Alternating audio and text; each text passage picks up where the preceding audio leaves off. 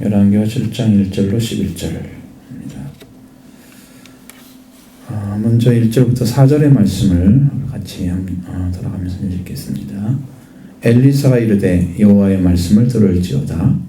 여호와께서 이르되 내일 이맘때에 사마리아 성문에서 고운 밀가루 한 스아를 한 세겔로 매매하고 보리 두 스아를 한 세겔로 매매하리라 하셨느니라. 그때 왕이 그의 손에 의지한 자 곧 한 장관이 하나님의 사람에게 대답하여 이르되 여호와께서 하늘에 창을내신들 어찌 이런 일이 있으리요 하더라. 엘리사가 이르되 내가 내 눈으로 보리라. 그러나 그것을 먹지는 못하리라 하니라. 성문 어귀에 나병 환자 네 사람이 있더니 그 친구에게 서로 말하되 우리가 어찌하여 여기 앉아서 죽기를 기다리리야.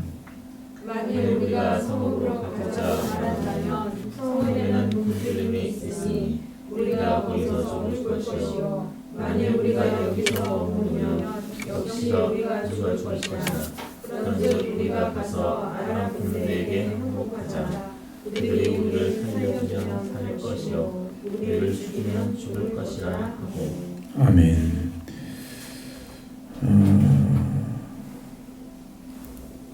여기 보면 이스라엘 왕하고 그 사자가 엘리사를 지금 살해하러 온 그 아람 군대, 아람에서 사자를 보냈죠. 그들과 함께 하나님의 말씀에 대해서 하나님께 반항하는 그런 죄를 범하고 있습니다. 여기 보면 이 재앙이 여호와께로부터 왔다. 어찌 더 여호와를 기다리리요? 그러니까 하나님의 은혜는 더 이상 없다. 내릴 수 없는 거다. 여호와를 기다리지 않는다. 그건 뭔 말이냐면 우리가 해결해야 된다는 거죠. 그러나 그 기근을 누가 해결해요? 기근을. 비가 내려야 농사가 되고 농사를 지으려면 또 세월이 필요하고 또 절기에 맞춰서 심어야 또 열매도 맺잖아요. 그러니 그것을 할 수 있는 능력은 사람에게 없는 거죠. 지금 농사 지어진 것, 양식 있는 것을 갖다 줘야 될 그걸 받으면 되는 거지 그렇게 할 수 있는 게 없어요. 그러니까 이 사람들은 지금 필요한데 하나님 기다리지 말고 이제 이게 기근이 해결되면 그 다음에 이제 비가 오고 이렇게 지어지면 동사가 될 수 있겠다. 비가 오고 나면 그러면서 이제 스스로 뭔가를 해결하려고 하는 그게 이스라엘 왕이 외친 말이에요. 반항하는 거야. 하나님에서. 그러니까 어떤 일이 벌어진다 하면은 그 일에는 하나님의 어떤 섭리가 존재하고 있다는 것을 기억하셔야 합니다. 근데 그것을 사람들은 쉽게 대입시키지 못해요. 이해하지 못하기 때문에 그런 것입니다. 하나님의 사람 엘리사는 그들에게 말씀을 전합니다. 그건 왜 그러냐면 하나님이 주신 말씀만 답이 있기 때문입니다. 그래서 여호와의 말씀을 들을지어다. 여호와께서 내일 이맘때에 사마리아 성문에서 고운 밀가루 한 쌀을 한 세겔로 매매하고 보리 두 쌀을 한 세겔로 매매하리라. 그렇게 얘기합니다. 이것은 있을 수가 없는 거죠. 옛날에 매매하는 것과 똑같이 그런 것들을 갖다 다 쓴다면 풍년이 들었을 때와 똑같은 거예요. 그들에게는 살 수 있는 그 은혜를 하나님이 제공해 주겠다고 엘리야에게 말씀이 내려온 거죠. 그러니까 엘리야가 전한 것보다도 하나님이 지금 엘리야에게 말씀을 전해주고 있는 이스라엘 백성에게. 그럼 누구를 소망해야 되냐? 하나님을 소망하는 자가 돼야 해요. 그리고 그 말을 듣는 사람은 그것을 믿어야만 되는 거예요. 성경에 네 믿음대로 되라. 네 믿음대로 되라. 이 말씀을 예수님은 굉장히 많이 하셨습니다. 왜 그러냐면 이유가 있죠. 그들이 정말 믿음의 근거를 예수님께로 찾아내지 못한 사람은 말씀을 전해도 안 믿어요. 왜 믿어야 돼? 저 사람 말을? 나사렛 촌놈인데. 그리고 믿음의 근거가 없는 거예요. 사람들은. 왜 믿는지를 몰라. 근데 그걸 찾아낸 사람은 그가 어떤 말을 해도 믿습니다. 그게 하나님이기 때문에. 예수님. 그 차이예요. 그럼 이 말을 들은 사람들은 그들에게는 지금 살 길이 열려지는 구원의 은총입니다. 사마리아의 기근이 다 해결될 것이다 라고 구원의 말이죠. 이게 하나님이 주신 말씀입니다. 여러분, 기근 있는 자에게 기근이 해결되는 것이 그들에게는 구원이자 1차적인 구원이죠. 여러분, 양식이 없는 사람이 양식을 먹게 되면 그게 구원이잖아요. 그런데 신앙인들도 하나님 말씀이 없어서 기근이잖아요. 말씀이 없는 기근. 수 없는 사람들이 말씀을 전해주고 있지만 그곳에 다 말씀이 있는 건 아닙니다. 하나님의 영이 역사하느냐 안 하느냐, 하나님이 함께 그 집에 계시냐 안 계시느냐. 교회도 마찬가지예요. 큰 교회를 지었다 그러면 그 전에 지어지기 전에는 정말 하나님께 도와주시는 은혜를 입고 그 은총이 분명히 있었을 것입니다. 그 어떤가는 진실성이 있기 때문에 하나님 주신 거죠. 근데 그것이 그대로 성장해서 더 많은 성도들이 그 말씀을 먹고 성도들이 영적 성장을 이루어가면서 교회를 부흥시키는 그런 교회가 안 된다면 변질되고 있는 거예요. 어딘가는 지금. 그 말씀의 질이 바뀌어버리는 거예요. 그러면 그 교회는 하나님과 함께 가는 교회가 안 됩니다. 이런 문제들이 많아요. 교회 짓고 난 다음에 시험 드는 교회들, 교회 짓고서 목사님이 쫓겨나거나 교회 짓고서 목사님이 아프거나 하는 교회가 굉장히 많답니다. 실제로. 왜냐하면 그 교회 짓는 동안 너무 시달렸어. 짓는 사람한테 시달리고 그 밑에 있는 사람들한테 시달려가지고 목사님이 병이 들거나 그렇지 않으면 뭘 잘못했다고 성도들이 막 화가 나가지고 쫓아나기도 하고 이런 일도 벌어져요. 심각한 문제가 생길 수 있습니다. 짓고 나서 아무 문제가 없는 교회인데 성장이 안 된다. 이것은 전에 있는 말씀을 잃어버린 것입니다. 그래서 원래 그 근원에서 떠난 그 복음을 듣게 되면 이제 그들은 영적 성장이 없으니까 평화를 잃어버리는 것입니다. 하나님부터 나오는 말씀이 그 사마리아의 기근의 해결점이었습니다. 하나님이 해주겠다면 해주는 것이고 하나님이 안 되면 안 되는 거예요. 그런데 이스라엘 장관이 비웃는 말을 하잖아요. 여호와께서 하늘의 창문을 열어서 할지라도 이런 일이 어떻게 있겠느냐. 그러니까 이 지금 그들은 지금 뭐만 생각하는 거예요? 하나님의 어떤 기적만 생각하는 거예요. 하나님께서 창문을 열어가지고 뭐 하늘에서 있는 쌀이 뭐 있나? 뭐 비리 있나? 그러면 내려주면 그래도 부족할 거야. 이 어림도 없는 얘기야, 이건. 이 불신의 사람들의 모습이 그대로 보여집니다. 자, 그러니까 하나님을 기대하지 않는 사람들은요, 하나님이 어떤 말을 해도 안 믿습니다. 하나님을 기대한다고 하는 것은 그냥 만들어진 사람들은 하나도 없어요.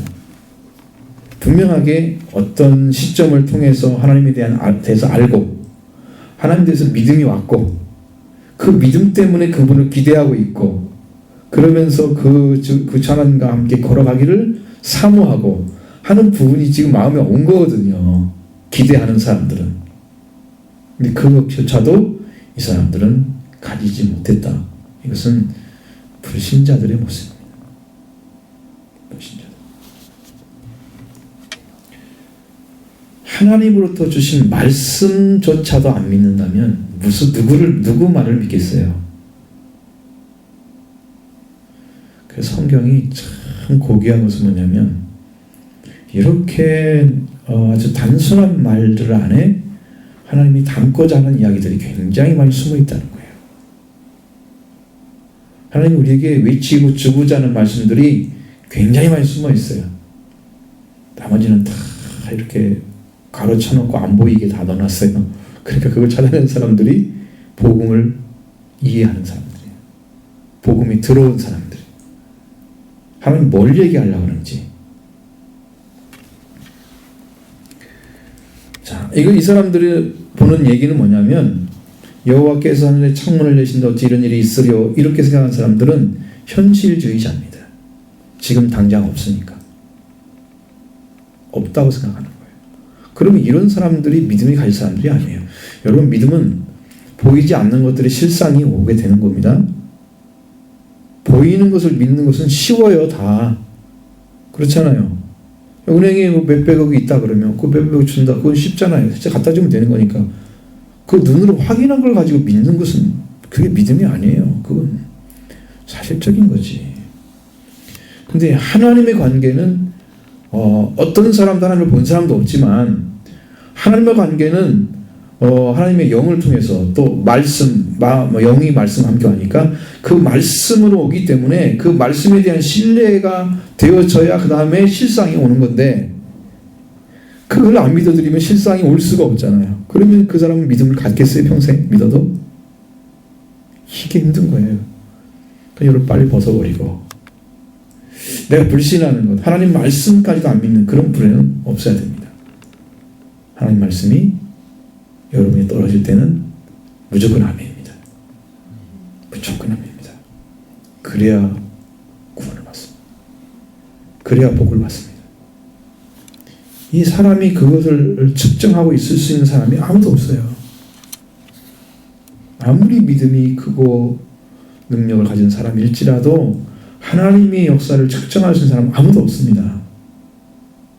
그렇게 크신 하나님 앞에 서 있는 그 믿음의 자녀들이 그 하나님을 자기 눈앞에 계신 아주 작은 분으로 보고 그렇게 신뢰하니까 하나님이 당신한테 해줄 일이 별로 없는 거지.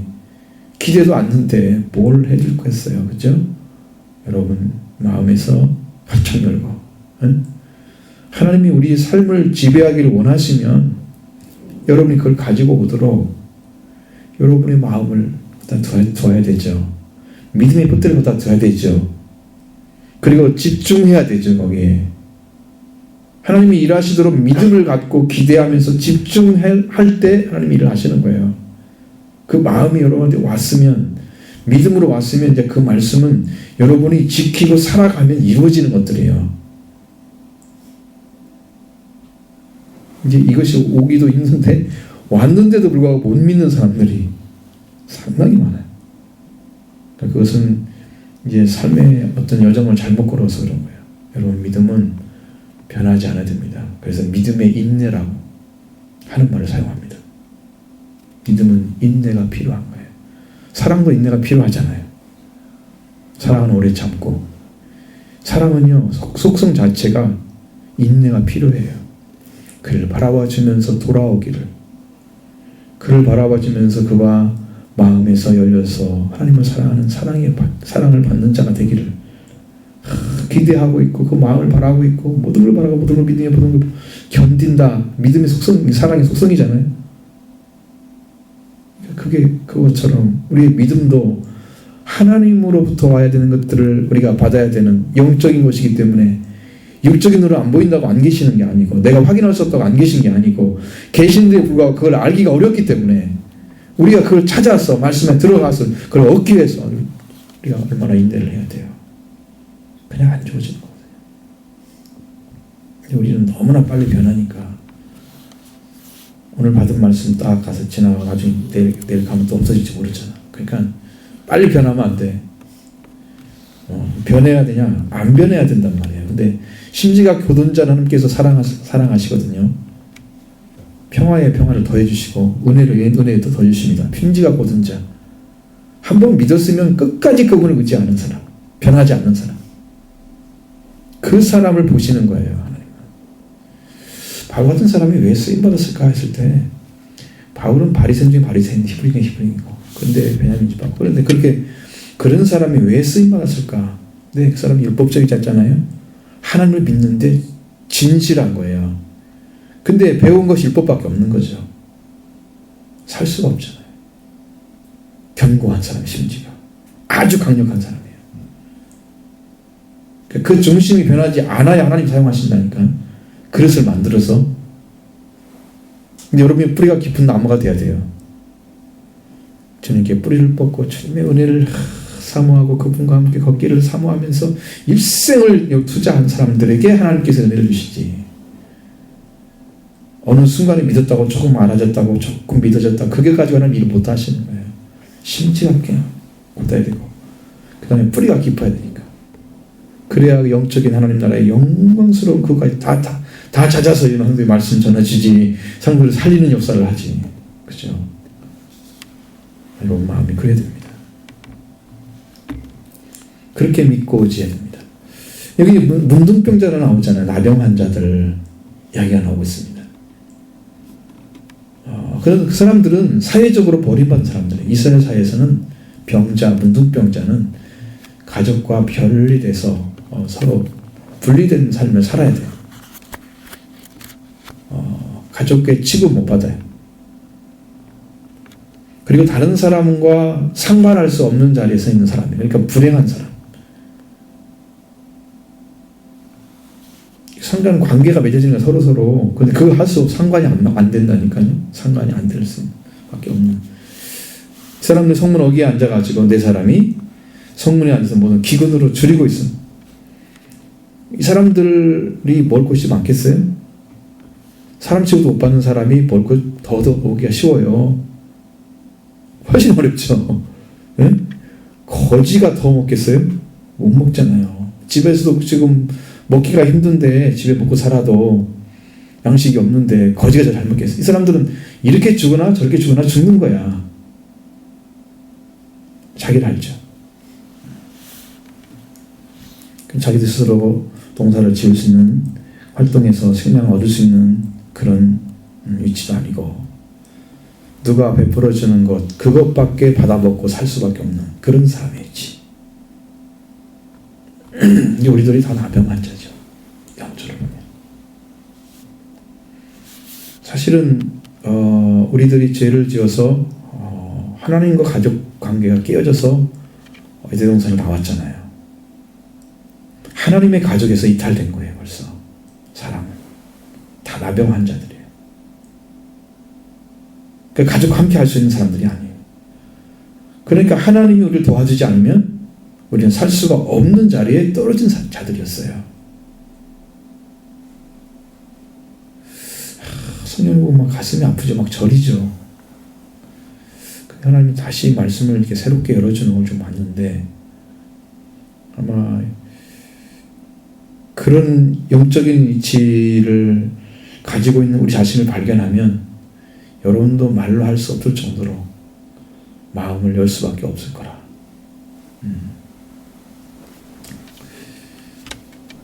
자, 그런데 이제 그것도 불구하고 이 사람들은 기근으로 누구도 베풀 수 없는 사람, 베풀는 사람이 없자 그들은 그 기근을 어떻게 넘길까? 연명하게 해서 모험을 하려고 합니다. 아람 군대에게 항복하자 이거예요. 성에 들어가도 먹을 것 없고 여기 있어도 먹을 것 없고 어차피 죽는 건 똑같은데 거기 가서 항복하고 살려주면 살고 아니면 죽으면 죽고 목숨이 누구한테 가는 거예요?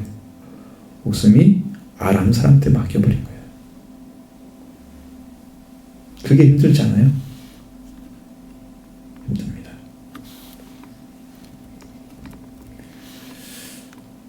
그 결과는 하나님께 맡기는 것입니다. 자기들은 결정한 대로 움직이지만, 자, 그러니까 이건 뭐냐면은 여러분들이 살 수 있는 방법은 뭐냐면 하나님께서 여러분에게 주고자 하는 것을 받으려면 포기하고 그분이 주면 죽고 안 주면 그렇게 하나님과 관계에서만 얻어내려고 해야 돼요. 우리가 그래야 영적인 세계로 들어가요. 내가 이렇게 얻어먹고 저기 가서 얻어먹고 이렇게 해서 얻어먹고 그렇게 자기가 다 할 수 있다고 생각하기 때문에 사람들이 하나님 앞에 그런 자리를 찾지 못해요. 다 내려야 되는데 죽으면 죽고 살면 살고 하나님 앞에 그렇게 나갔다면 여러분 구원받지 못한 사람은 한 사람도 없습니다.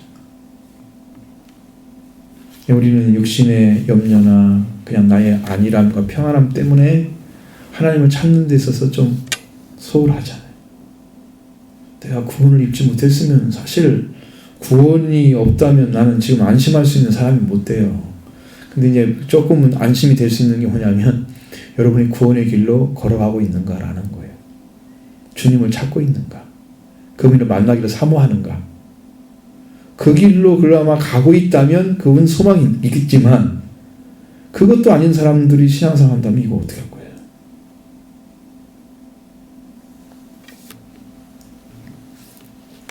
열매는 주님 맺게 하시지만 하나님 말씀 앞에 보면 참 그럴 수가 없는 거다. 우리도 죽음을 피할 수 없는 상황 가운데 있었을 때, 우리는 죽 가운데 있을 때, 죄인 가운데 있을 때 예수님이 우리에게 사랑을 베푸셔서 그의 속죄함으로 말미암아 우리가 구원을 얻게 된 것입니다. 우리가 주님이 고프신 게 아니죠. 우리는 죽을 수밖에 없는 자리에 있는 것을 알고 오셨습니다. 그대로 우리가 살아가면 멸망할 수가 없는 그 자리에 주님을 알고 오셨어요. 죽음을 피할 수가 없나요, 우리는? 근데 그 자리에 주님이 오셔서 우리를 구원하시는 거예요. 우리도 신앙이 그렇게 돼 있어야 돼요. 주님을 향해서 여러분이 가는데 나는 주님이 주지 않으면 나는 죽는다. 그 자리에 선 사람이 구원을 받더라고요. 그 자리에 선 사람들이.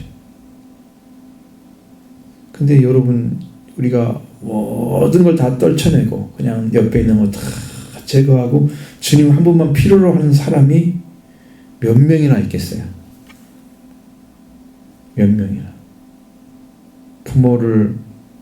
부모가 자녀보다 나를 더 사랑하지 않는 게 합당치 않다 그랬지. 자녀들도 마찬가지고, 그리고 남편과 아내의 관계도 마찬가지고, 예수님을 더 사랑하지 않는 사람이 더 많죠. 가까운 부모를 사랑하는데, 이것이 이제 예수님 안에서 가정이 새롭게 된 가정들은 괜찮은데요. 예수님 안에 새로운 가정의 관계를 안 만들어진 사람, 이 사람들은 예수님 오면 그 가정이 문제가 생기죠. 왜?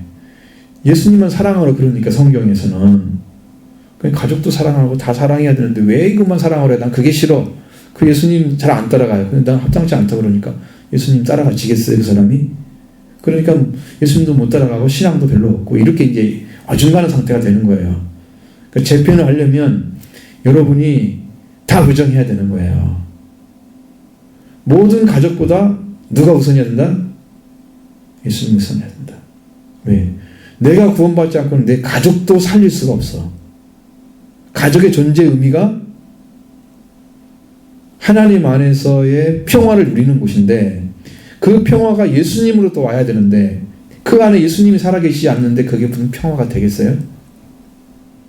재편해야 되겠죠. 그래서 이 주님을 중심으로 해서 새롭게 짜여진 그런 가족관계가 만들어질 때까지는 그 가정은 불화가 계속되는 거예요.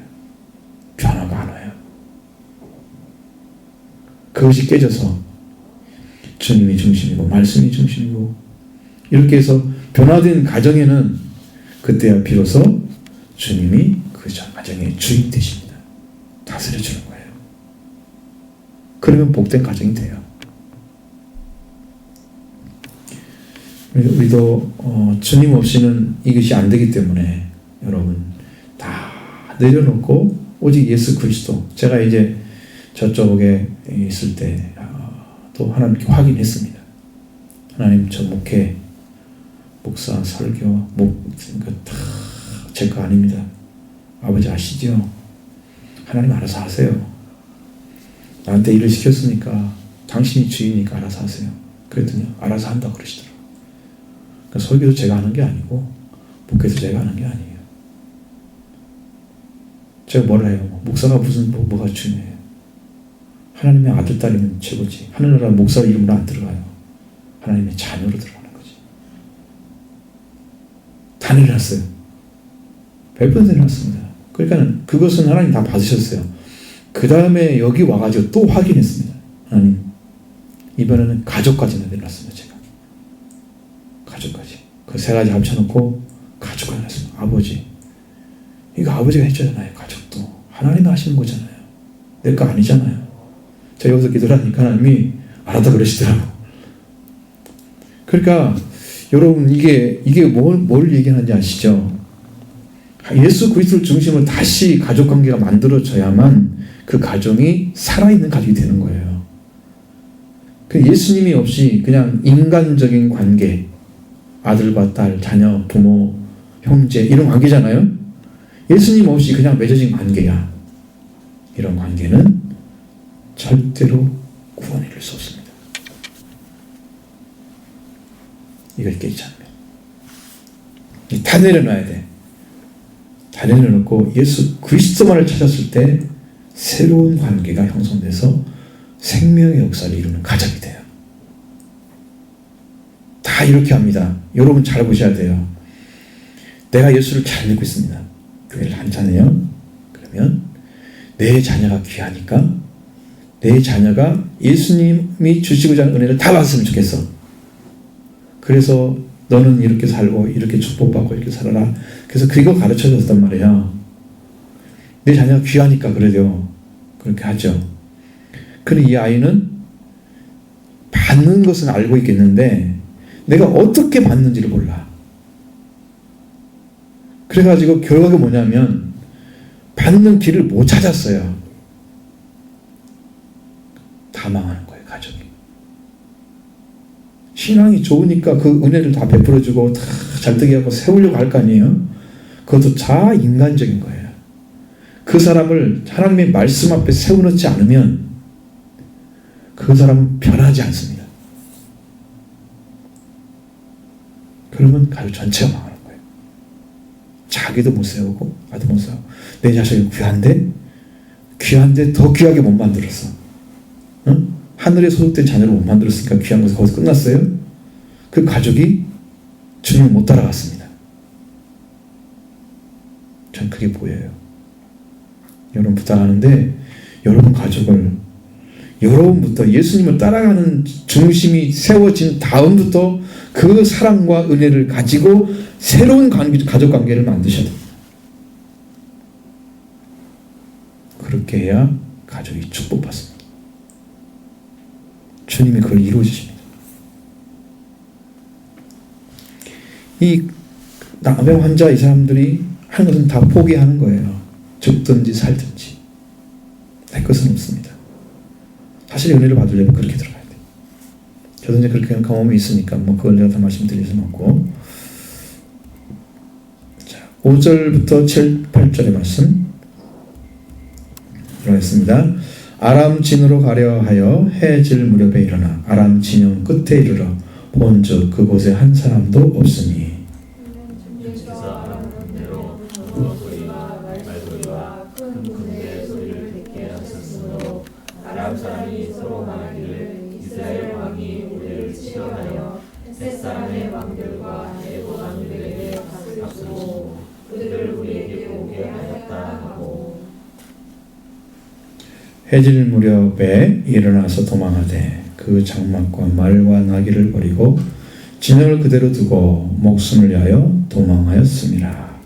그 남병원자들이 진영 끝에 일어나 한 장막에 들어가서 먹고 마시고 거기서 은과 금과 의복을 가지고 가서 훔치고 다시 와서 다른 장막에 들어가 거기서도 가지고 가서 훔치니라. 아멘. 자, 여러분 죽으면 죽으리라 한 사람들은 목숨에 대한 두려움이 없잖아요. 그 적진으로 들어갈 수 있습니다. 그 사람들은. 아람 진영에는 천막이나 말이나 나귀를 버리고 도망하는 흔적만 남아있고 한 사람도 없습니다. 얼마나 놀랐겠습니까? 그분들이 가면서 이게 웬일인가. 근데 그분들이 갔는데 하나님께서 어떤 기적을 베푸시냐. 거기에 아람 진영의 병거와 말소리와 큰 군대 소리를 나게 하시는 거예요. 하나님은 음향시설을 크게 해가지고 방송을 하시는 것 같아요. 네. 그냥 막 군대 오는 소리, 막 사람 소리, 말 소리, 그냥 그렇게 소리가 군대 소리가 들리니까 이스라엘 왕이 햇사람들, 이제 이집트의 사람들, 해쪽 속은 가나안 쪽에서 간 사람들이잖아요. 그것이 이제 나중에 뭐 지금은 터키 사람들이라 그래요. 그건 이제 뭐 역사적으로 이렇게 나오는 거지. 어떻게 그렇게 생각하겠어요? 다만 이 사람이 짐작하고 있는 거잖아. 아람 사람들이 짐작하는 거예요. 그런 사람들이 오고 있다고. 그래서 군대 소리가 너무 크게 들리니까 그렇게 생각하는 거예요. 그래서 모든 물품들을 다 놔두고 천막도 친 채로 금은 뭐 놔둔 대로 다 전리품 되잖아요. 그게 다 놔두고 그냥 몸만 빠져나간 것입니다. 여러분 한 번에 소리가 크게 들려오면 이거 두려움 때문에 뭐 가지고 가지 못해요. 왜? 지금 바짝 밟으면 소리가 막 캉캉 소리 나고 말소리 나고 막 콕콕 소리 나는데 그 소리가 얼마나 두려움을 주겠어요. 이 하나님은요 사람을 이용하는 방식이 있습니다. 하나님이 만든 것을 통해서 일을 하신다는 거 아셔야 돼요. 지금 귀에 듣게 하는 거잖아요, 이것이요. 눈으로 보이는 게 아니거든요. 근데 귀에 듣게 하는 소식 하나만 가지고도 사람을 제어할 수가 있어요. 그러니까 인간은 정말로 아무것도 아닌 거예요. 좀 작은 자야. 하나님이 작은 거 하나만 가지고도 사람을 요리할 수 있어요. 눈만 한번 살짝 감게 해서 눈 못 뜨게 하면 어떻게 할 방법이 없어요, 사람은요. 그 하나님 앞에 우리가 겸손해야 된다는 거예요. 겸손해야 된다는 거예요. 하나님이 하시면 하는 거 못하면 못하는 거예요. 아람 사람들에게 그 나병 환자가 무슨 힘이 있겠어 사실 말하면. 응? 근데 왜 나병 환자를 사용하시느냐는 거예요. 멀쩡한 사람들이 많이 있을 텐데 왜 나병 환자를 사용하느냐는 거예요. 그것이 이 생명을 아끼지 않고 두려움이 없는 사람들, 그 사람들 하나님은 사용하신다는 걸 보여줍니다. 여러분도 그렇게 그 믿음으로 가서 그러한 중심을 가지고 난 죽어도 죽고 살면 살고 그걸 하나님께 맡기고 그런 중심으로 가게 되면 하나님 그 사람을 사용해서 구원의 역사를 펼치신다는 것을 보여줍니다. 그럼 우리들의 신앙이 어떻게 필요하냐는 거예요. 이 사람들은 죽으러 갔는데 뭐가 생겼습니까? 죽으면 죽이고 살면 살고 목숨을 자기가 주관하지 않고 아람 사람에게 맡겼잖아요. 그럼 아람을 치시려는 하나님은 아람 사람들을 이 사람들의 그 순결한 정신, 그런 사고, 그런 행동에 실어서 일을 하시잖아요. 하나님이 그 아람을 쳐야 되는데 어떤 사람도 움직이는 사람이 없어요. 근데 네 사람만, 문둥병자 4사람만 움직이는 거예요. 거기에 실어서 일을 하신다면 하나님은. 그럼 여러분, 자기가 살고자 하면 죽고 죽고자 하면 사는 거죠. 그게 믿음의 세계는 분명하게 여러분 결단이 필요합니다. 다니엘의 세 친구도 결단을 했을 때 마음을 정해서 왕의 음식을 먹지 아니하리라. 마음을 정하고 뜻을 정했다고 성경에 나와 있습니다. 마음을 정하고 그렇게 해서 황원장 얘기하니까 너희들 얼굴 이상하게 마르고 그러면 내가 목이 잘라간다. 열흘만 시험해 보십시오. 했는데 윤기가 나고 얼굴이 막 살아나잖아요. 채식 맞는데. 그럼 알았다고요. 아무 문제 없잖아요. 하나님의 기적을 베푸는 것은요, 여러분이 그게 맞다고 하고 결정하면 목숨을 거는 거예요. 그때 하나님이 역사해 주는 거예요. 그 믿음 안에 보시고 하나님께서 그들에게 학문을 연구할 수 있는 지혜를 내려주시는 거예요. 서책을 다 봐도 다 이해할 수 있는 능력을 열어주는 거예요. 여러분 다녀서 읽어보세요. 너무 놀랍습니다.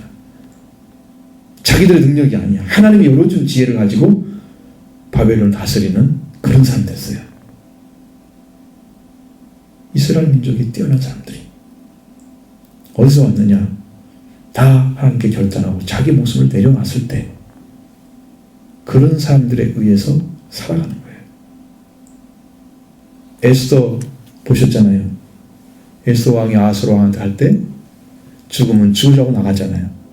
부르지 않고 왔을 때 왕이 안 불렀을 때 왕비가 나오면 거기는 죽여도 무방합니다. 그게 왕권이에요. 근데 거기 갔을 때 왕이 다 부르죠. 놀라운 은혜입니다. 결단하고 믿고 나갈 때 그게 말씀으로 왔을 때가 가능한 거예요. 그건 뭐 때문에 그러냐면 목숨을 거는데 목적이 틀리면 안 돼요. 목적이 그냥 내 어떤 뭘 이루기 위해서 인간적인 부분이 아니고 거기에 민족이 걸려 있어요. 생명을 위한 것입니다. 그 다음에 하나님의 영광을 위한 것입니다. 하나님의 이름이 더럽히거나 하나님의 성호가 짓밟히는 것을 원하죠. 그 중심을 세우기 위해서. 여러분 다윗 같은 사람도 왜 이겼습니까? 할례 바친 저 이방인이 누구를 이렇게 해요? 만군의 여호와를 지금 욕보고 있는 거예요. 여호와 이름을. 만군의 여호와. 무슨 말이에요? 모든 만물을 다 군대로 사용하시는 그 하나님의 크신 하나님을 욕되게 하는 겁니다. 거기에 결단을 하죠. 그리고 합니다. 그러니까 여러분이 그렇게 하나님의 이름을 더럽히거나 우리의 생명을 더럽히고 그러면 말씀을 듣고 나가면 거기에 하나님이 기적을 일으키는 거예요. 그 사람들 찾아서 하나님 일하시는 것입니다. 그러니까 믿음이란 그런 것이에요. 우리가 너무 작은 것에 한국 사람들은 그냥 기복신앙 심어져가지고 그냥 자기 뭐에 그냥 목숨 걸고 그냥 금식하고 별짓 다 하잖아요. 하나님 영광을 위해서 합니까? 자, 하나님 큰 이름 하나님 더럽히고 있습니다. 하나님 살려달라고 민족을 위해서. 자, 여러분 너무 그리 좁죠? 여러분 그렇게 작은 것은 그의 나라를 구하면 다 이루어집니다. 그의 나라와 그를 구하면 이 모든 걸 더해주겠다. 니네 먹고 사는 거 마시는 거 다 알았을 테니까 거기는 거기서 해결하셔야지. 이런 것들은요 민족이 가는 것입니다. 좁은 세계에서 보지 마시고 여러분의 교회를 위해서 하나님 나라를 위해서 일하려면 이런 높은 세계를 봐야 됩니다. 그러시면 안 되죠. 죽음을 두려워하지 않는 자를 하나님 사용하셔서 이스라엘 민족을 구원의 역사를 이루어가고 있습니다. 자, 그들이 가서 보니까 참 죽음을 두려워하는 그 사람이 가서 보니까 다 비었잖아요. 먹고 마시고 크게 보면서 먹고 마시고 금은 의복을 다 가져다 감추고 이 장막 저 장막을 뛰어다니면서 감추기 시작했죠. 그는 먹을 것은 문제는 해결됐으나 무엇이 없습니까? 육체적인 병든 몸을 속에 있으면서도 그걸 가지고 누구의 영역을 채우기 위해서 일을 합니까? 하나님이 그 소리를 내셨으면 하나님이 일을 해서 일을 해야 되겠죠. 근데 그들은 목적이 자기 것을 위해서 갖다 감추잖아요. 지금 누구한테 알려야 할 시간입니까? 이스라엘에 가서 그게 알려야 할 시간이죠. 하나님이 기적을 이끌었습니까? 바로 이거예요. 몸만 병든 게 아니고 마음도 병들었다는 얘기예요. 사람들이 버림받으니까 이 정신세계도 자기 중심적으로 떨어져가지고 보지를 못하는 거예요. 다른 사람이. 이것이 이웃사랑이 해박된 사람들이 했으면 지금 당장 달려갔을 것입니다. 이스라엘 민족에. 하나님이 이런 기적을 베풀었습니다라고 와서 내가 가본 일이 다 하나님 일을 했습니다. 달려가가지고 기쁜 소식을 전해줬겠죠. 얼마나 좋아했겠습니까, 사람들이. 이게 마음이 회복되지 않은 사람이 은혜를 받게 되면 그 은혜가 자기 중심 쪽에 머물러서 끝나버린다는 걸 보여주는 거예요. 그러니까 여러분 진짜 은혜는 회복이다. 회복이 이루어진 사람에게 하나님 성령을 주시며 능력을 주시며 거기에 부어주시면 그것이 온 백성에게 전할 소식이 되는 거죠. 그러나 이것이 없는 사람은 가져봤자 자기를 위해서 일하는 것은 결론 나니까 여러분 잘 보십시오. 이 좁은 세계 살면 안 되겠죠. 하나님 은혜를 부어도 아무 도움이 안 되니까 안 주시는 거예요. 자기 하나도 잘 못 걷는데 뭐 누구를 도와겠어요. 이 금은 보물들이 막 물질이 막 이렇게 막 있으니까 욕심이 막 생겨가지고 사로잡혔어요. 이걸 그럼 자기 욕심 때문에 우왕좌왕하면서 그 하고 있는 모습이 얼마나 더 추하게 보여요. 몸은 문둥병자이면서 그 추한 모습을 가지고 원래 있잖아요.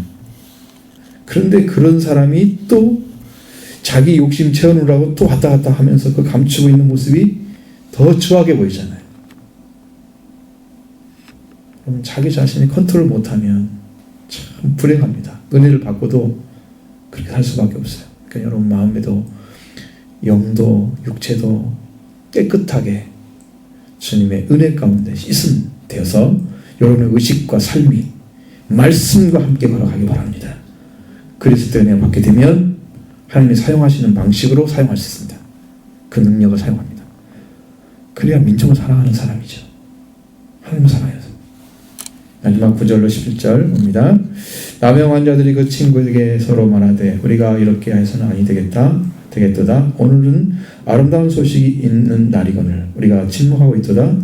만일 밝은 아침까지 기다리면 벌이 우리에게 미칠지니 이제 떠나 왕궁에 가서 알리자 하고 성문 문지기를 불러 그들에게 말하여 이르되 우리가 아람층에 이르러서 보니 거기에 한 사람도 없고 사람의 소리도 없고 오직 말과 다리만 되어 있고 장막들이 그대로 있더이다 하는지라. 같이 그가 문지기들을 보내 그들이 왕궁에 있는 자에게 말하니. 자, 잘 보면 아시죠? 이제 깨달았잖아요. 이게 이 모습이 아니거든요. 이 모습이 아니야. 나병 환자들이 이제 정신이 바짝 들은 거예요. 그 행동이 잘못되었다는 것을 알게 되는 거예요. 여러분, 이건 못 깨달으면요, 복음이 아니에요. 이게 은혜가 아니야. 근데 이들이 증거할 수 있는 것은 뭐밖에 없어요? 자기들이 갔을 때 그 군사들이 다 아무도 없었다는 거예요. 금은보다 이 천막 이런 거 남겨두고 갔다는 거죠. 하나님이 해줬다는 말은 모르죠, 사람들. 그래도 복음입니다. 그래도 복음입니다. 여러분이 주님이 이런 방식으로 우리가 은혜를 주셔서 이렇게 나에게가 은혜를 받았어요. 이렇게 안 해도 나에게 주신 은혜의 결과가 나를 구원했고 내가 하나님 은혜 가운데 있습니다라고 고백할 수 있다면 그것도 은혜예요. 그것도 은혜인 거예요. 나중에 알 수 있는 거죠. 그들은 자기들의 행위가 이렇게 하면 하나님의 진노를 받게 될 것이라는 것을 깨닫잖아요. 나중에 하나님이 벌이에 벌을 내실 거다. 우리가 이대로 있으면 그 하나님의 진노를 생각하는 거예요. 그리고 이제 가는 것입니다. 그래서 하나님을 두려워하는 자리에 그들은 섰다는 것을 보여줍니다.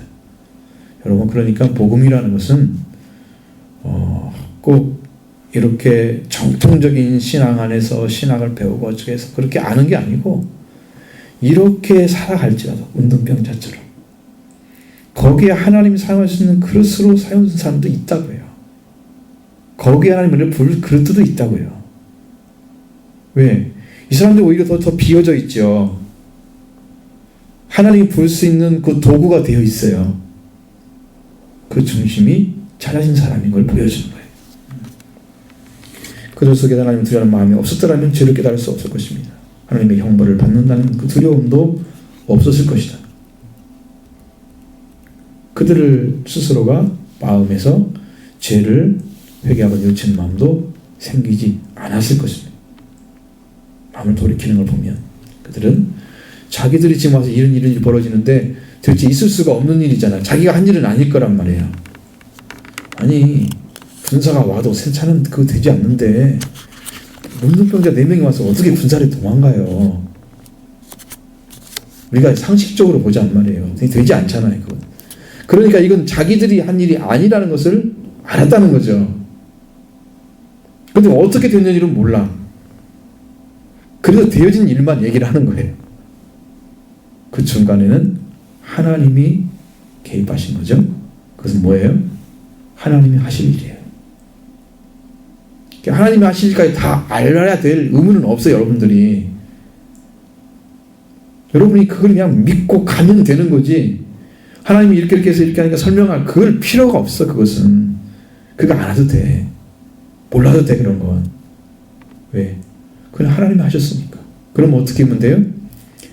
내가 이렇게 했는데 하나님이 이렇게 하셨어. 그것만 증명해 주면 되는 거지. 그건 끝나는 거예요. 그게 믿음의 세계는 단순해야 되는 거예요. 자, 아람 군사는 다 도망가고 물질로 남겨져 있죠. 그 기근에 빠졌던 성읍들에게 전하는 것이 그들에게는 뭐가 돼요? 복음이 되는 것입니다. 이 병자들 통해서 올바른 사고와 행동의 근원이 뭔가 하나님을 두려워하면 알려줘요. 잘 보셔야 돼요. 올바른 사고 뭘 생각하면서 뭘 가지고 일을 해야 돼요? 알아야 되죠.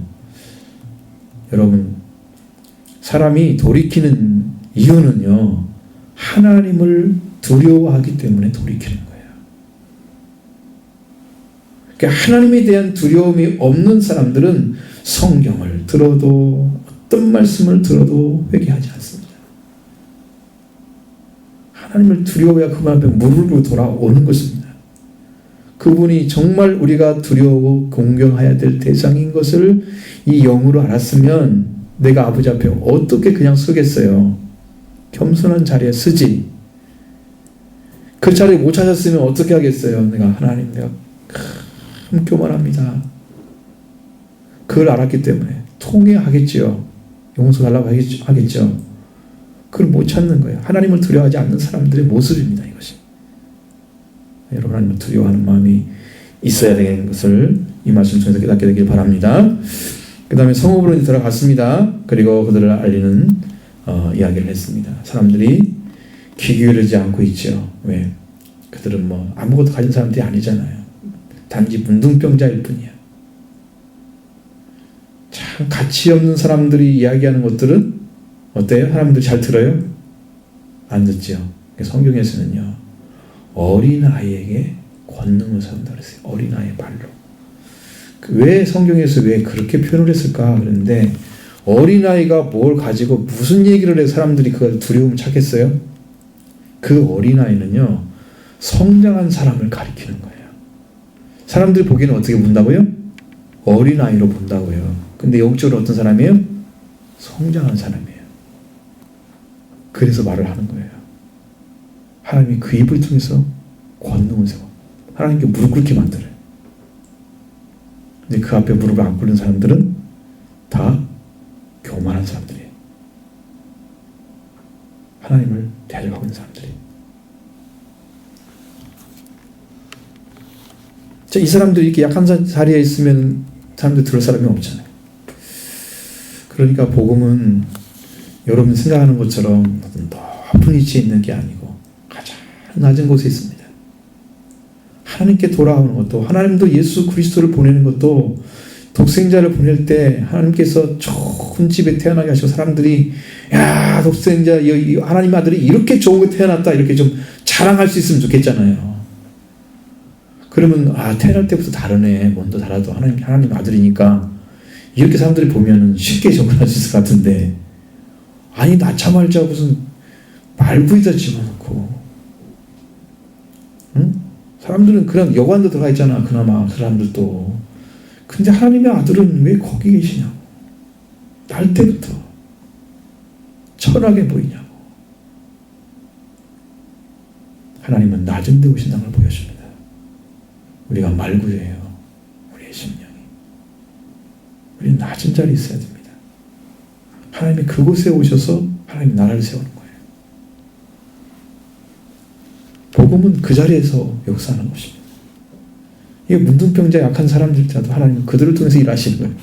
똑똑하고 잘난 사람들, 군사적 능력 가진 사람들 위해서 일을 안 합니다. 왜? 믿음도 없고 용기도 없어요. 하나님께서 일을 하고 나서 그 사람들이 뭐 때문에 어떻게 모르지만 가서 말씀을 전해주고 있는데 그것조차도 안 받아들인다면 누가 손해겠어요? 듣지 않는 자들. 여러분 사람들이 예수님 보고 뭐라고 그랬어요? 나사렛 촌놈이라고 그랬잖아요. 항상. 나사렛에서 무슨 선악을 나겠느냐. 그 당시의 시대상을 한마디로 설명하는 거예요. 그럼 거기에 출신의 예수는 인정받을 수 있을까요? 못 받습니다. 그러니까 만약 이제 우리 같은 교회, 이게 작은 중소교회, 좀 많은 교회들이 말씀이 막 능력이 생겨서 퍼져나가서 사람들이 막 모여들면 조금 큰 교회를 하고 있던 사람들이 인정 안 합니다. 근데 그것을 제가 알아요. 어느 날 성령께서 저희 귀에다 대고 이야기를 하시는 걸 막 들었는데 그게 무슨 말인지 모르겠어요. 너무 작아가지고 소리가. 그걸 나중에 깨달았어요. 한 20가지를 얘기하는데 그 중에 한 가지만 다 기억이 나는 거예요. 너는 많이 박해를 받을 것이다. 아니 복음을 바로 전하는데 박해를 받을 필요가 없잖아요. 그죠? 이유가 없잖아. 잘못된 게 아니잖아. 그런데 불구하고 그 음성이 들려오는 거죠. 그것만 남겨 성령께서 들려주는 거야. 나머지 좀 알았으면 좋겠어요. 그 앞에 말씀하신 거. 언젠가 하나님 가르쳐 줄 것입니다. 분명히 그래요. 우리 교회도 그 나사렛 촌놈과 같은 교회야. 그래서 하나님의 역사가 일어날 것입니다. 그러면 하나님 그 일을 하겠죠? 마지막 때의 모습을 보여주고 있는 것입니다. 자, 여러분 하나님께 의지하는 사람, 그리고 작을지라도 목숨 걸고 그냥 탈출하면서 그 용기를 가지고 죽든 살든지 맡기는 사람들을 통해서 하나님은 일을 하신다. 오늘도 동일한 조건을 주십니다. 여러분은 그런 용사가 될 수 있습니까? 그렇게 가시면 됩니다. 그런 중심 찾으시면 하시면 됩니다. 예, 그렇게 해서 하나님 은혜 가운데 여러분 들어가시면 하나님 여러분 통해서 일하실 줄로 믿습니다.